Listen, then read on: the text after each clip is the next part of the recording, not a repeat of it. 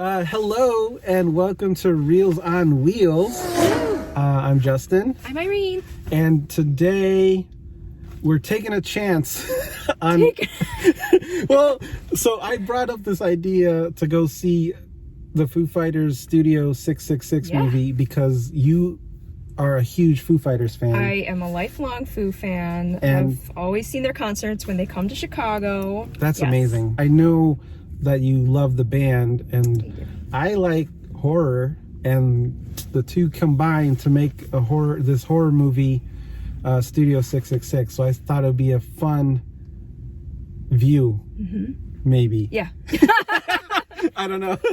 So I don't really know anything about this movie. I know it's based on like an experience they had. Yeah, like a story. Just like I just read Dave's autobiography, the storyteller, and he has a story in there about how he bought his first house and it was like haunted.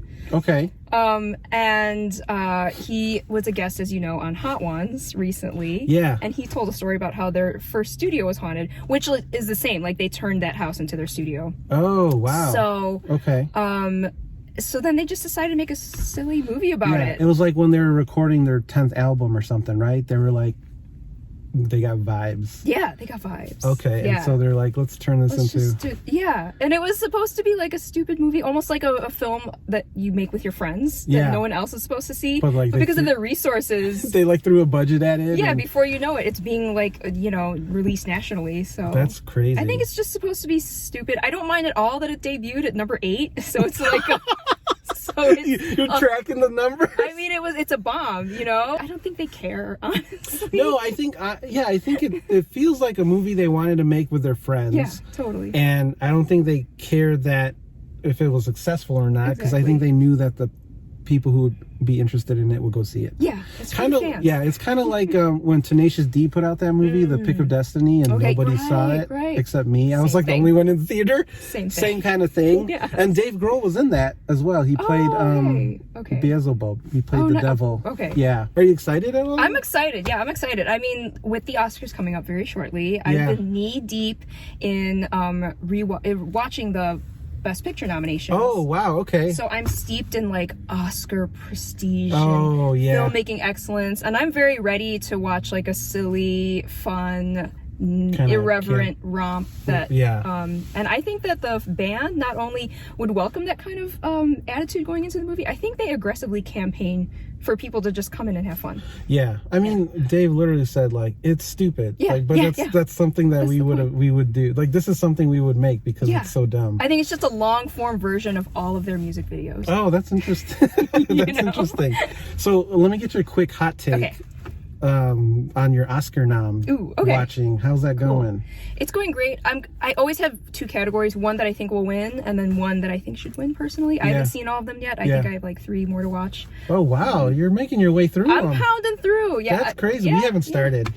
And Nicole has the reason of being, they all look so bleak and just... I will second it. Yes. It's you watch it strategically. Yeah. You read a synopsis of each one and you kind of go, I'm going to watch the depressing one. I'm going to watch the next one. I'm going to watch is going to be a little lighter. And then so I've been going back and forth like that. Oh, so you've been balancing the moods. I've been trying to. Yeah, because they all seem very long and very like draining. Yeah, and to be fair, like I watch them. I'm sorry, I watch them on my phone. Yeah, that's the only way I'm gonna get them all in. Yeah. So I'm like washing dishes. Okay. Like doing chores and stuff. Wow, there you go. Pro tip from Reenie on how to get all those 10 noms in. Getting it in. Yeah, for sure. All right, love the hot take. Let's go see Foo Fighters in Studio 66 for sure. Yeah. 666. Yeah, don't forget the last 6 is important. We are back from seeing Studio 666. I can't even say it out loud just because like I still get weird around those numbers. I've just called it the Foo movie. As an avid and unabashedly lover of everything Foo Fighters, what did you think of the movie? It was silly, fun. I really, really loved the first half, like the setup. It got kind of exposition-y near the end. It kind of dragged. It was like, oh, right, they have to explain all this weird horror stuff going on. And I don't know if that was done very successfully. Yeah. It dragged. I will say it was longer than I thought it would be. It was longer than I thought. I thought it was going to end after, like, the exorcism scene. Maybe that's good that it didn't, because they didn't really explain exactly what happened. I felt like the setup was good, and then the middle was yeah. And then, I mean, the ending, certain parts of the ending were good, where they dialed up the effects. Oh my god, okay, so, I know you love horror, right? Yeah, I do. Yeah. I don't love the gore stuff. So that stuff I had to be like, all right. I came for the foos. Yeah. And I was like, all right. But, like, a lot of it was funny. The gore was effective. It was very surprising. They put a lot of money towards that. Yeah. I mean, I don't think they put a lot of money towards extra takes. Yeah. I mean, that's what I loved about it. It was literally like them, like, knowing that they were in a movie together. Yeah. And just, it's like Friends. Hey, let's turn on the camera. Let's pretend to act. A lot of the time, it was like, yeah, that was probably one take. And they didn't go back to try it again. I mean, they're not professional actors. No, they were very to play a version of themselves. Yeah, they were playing a heightened version of themselves. Yeah. They knew they were in a movie, so they had to tune it up. But yeah, wow, some terrible acting. Oh yeah, I mean, like, it's funny because I've seen, like, seeing them in their interviews and in shows and in their music videos. It's like I often had to take myself out of my body for a second and be like, would a non-Foo fan hate this? And probably, like, a non-Foo fan would probably hate this. I think so. Like, your average movie, it's not for everyone. It's not for everyone. It honestly is for a very finite audience of people who like kind of schlocky horror. Like, they're like gore, kind of gore-tastic horror. Yeah. And people who are fans of the Foo Fighters. Yeah.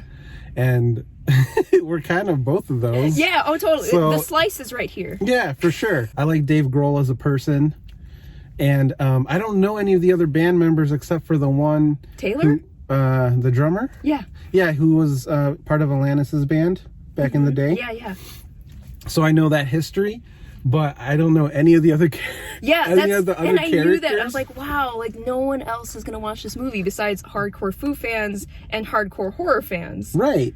And I love that they picked a lane. That's what I love about it. Yeah. They're just like, guys, we're making this movie. It's hilarious. It's like, we're having fun. Yeah. And you could tell they were, and you could tell that they weren't taking it, like, they took it seriously enough where they knew, like, hey, I gotta say this line. The acting choices were...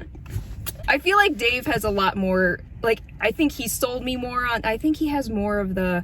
I mean, that's why he's the front man, He's very charismatic. Yes, and he's used to having the camera on him. He seems like that in real life, kind of like goofy and whatever. But I mean, granted, this is like he's evil Dave Grohl by the end of it. And then, I mean, like, the plot, like, there really isn't a plot. I mean, I think that's where I was like, oh, they really felt like they had to explain a bunch of stuff. Every horror film that comes out, right? There's always like, there's always the lesson, like, what are they trying to say here? What are they trying to say here? Yeah. And then finally at the end, that's what they're saying. There's like the a whole catharsis. thing was the message. It was like a cautionary tale for those who go solo is what I got out of it. I'm like, what? Yeah. Okay. All right. Yeah. It was, and I knew that was happening in the movie because he described the movie when he did the Hot Ones interview. Yeah. He was like, all right, so I pitched this idea that we go to this house and there's like spiritual evil stuff happening, and then I kill the whole band and I start a solo career. But what he didn't explain was kind of there's a push against it, and he's like not happy that he's solo because he's not really Dave Grohl anymore. Right. I felt like they didn't have to explain that. They could have just let everything unfold the way it did. Yeah. But then they had like the manager played by Jeff Garlin doing very Jeff Garlin things where he's like yelling out, like very breathy, like yeah. And the realtor, I think, was another character, and then they were like all hooded up and like, okay, so they're part of this demonic whatever. It was, I think, the whole thing with the old band being possessed, the band who was killed there. I thought that was really interesting. Yeah. I don't know if it was successfully hashed out, though. I feel like there was something there, and then they kind of left it. It could have been really interesting. I didn't understand the exorcism scene, like, at all. Did you? Like, so that Null guy from the other band possesses Dave Grohl, and it turns out that the spirits that were kind of haunting everyone else was the dead band members that he killed. So they were actually good in a weird way. Because what happens is when he gets exorcised out of Dave, the band was like, the band gives the leader they make him the sacrifice. So they sacrificed him to the book, and then the book kills them all. Yeah, this doesn't make really yeah. Why would they knowingly sacrifice their... Because he was the one that killed them. Okay, so they were exacting revenge on him? Yeah, they wanted to be free from the spell. Okay. Because what happened is, like, in the beginning, you see that the guy kills his band. Yeah. And then he's like, he couldn't take it, so he kills himself. And then they all get trapped within the confines of that book. And then Dave sees the book, or reads or listens to the music. See how convoluted that got? It was like, I feel like it could have been pretty straightforward. Yeah, I feel like they could have removed one other. I can't tell you what that would be, but yeah, it got a little muddled in the middle, and because of that, the runtime was a little extensive. Yeah. Like, this should have been like a lean 90. Yeah, that's what I thought it was. It was like almost 2 hours. I usually check the runtime before we do these things. I didn't for this one because I assumed it would be 90 minutes. Yeah, like, honestly, how much plot could there be? It was a little bloated. It was a little bloated, but it was really funny. It was hilarious. I mean, that's where I felt satisfied. I'm like, I better be I was expecting to laugh through this whole thing. And I laughed through most of it.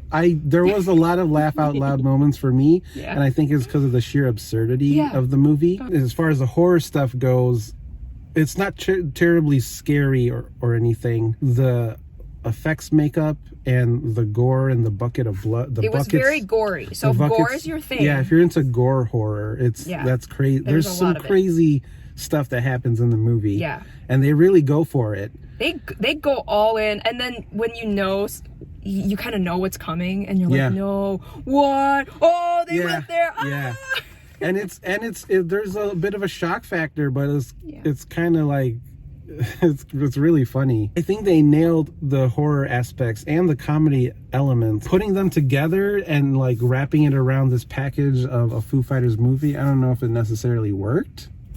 I think really just that, I mean, there was something missing there, and I think it's just there was too much of something. Yeah. The plot was just too much. It could have been, I mean, all those elements, horror, a Foo Fighters film, comedy, and like really cool, really kick-ass rock. Yeah. One thing I will point out that I caught in the credits was that John Carpenter, the horror master himself, helped compose the theme of the movie, the Studio 666 movie theme. And I thought, and he was actually in the movie as the sound guy. He had an extended cameo. He had lines and everything. So John Carpenter's in it. So if you're a lover of horror and you love John Carpenter, it's really cool to see him make an appearance. Yeah, co-signed by Carpenter himself. Yeah, and even blessed with his musical talent to give the film a theme. So all in all, with all that being said, is this a movie you would recommend? Would you reels it, or would you wheels it?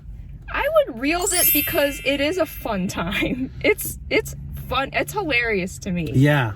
And I feel like Dave Grohl is enough of a staple in pop culture that even people who aren't particularly familiar with the Foo Fighters, they know who Dave Grohl is, and I feel like they get good vibes from him, like you just said. It's the curiosity movie. Like, what is this even? I would say find out for yourself and go see it. So you would say reels? I would say it's a reels. Yeah, because maybe it was just made for us, and not for anyone else. Because who else was in the theater with us? No one. Nobody. Just one of the ushers who would pop in occasionally and be like, is it still going on? Who's actually in here? Oh. Is this movie still playing? How many more showtimes does this thing have? For real. This is probably the last week. What a way to kick off the season. Studio 666. So for Reels on Wheels, I have been Justin. And Irene. We'll see you next time. Bye.